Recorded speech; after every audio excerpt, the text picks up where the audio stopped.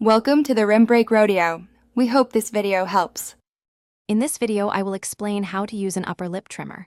First, make sure your skin is completely clean and dry.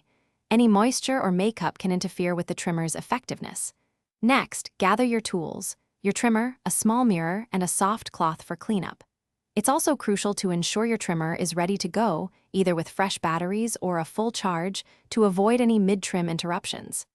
Good lighting is also key for precision. Now, let's get to the trimming. Gently pull your upper lip skin taut with one hand. This creates a smooth, flat surface for the trimmer. Hold the trimmer at a slight angle, about 45 degrees against your skin. Use short, gentle strokes, moving against the direction your hair grows. Remember, light pressure is best to prevent any irritation. Work in small, manageable sections to ensure you don't miss any stray hairs. Once you've finished trimming, gently wipe away any loose hairs with a soft, dry cloth. To soothe your skin and prevent any redness, apply a small amount of an alcohol-free moisturizer or aloe vera gel. It's best to avoid applying makeup or any harsh skincare products to the freshly trimmed area for at least 30 minutes, allowing your skin to recover.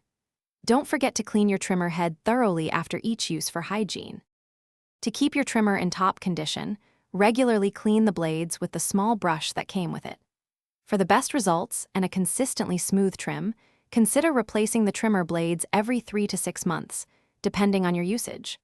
Always store your trimmer in a dry, clean spot to protect it from damage.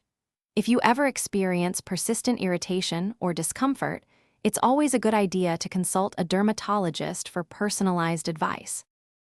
Thanks for watching. Consider subscribing if we helped you.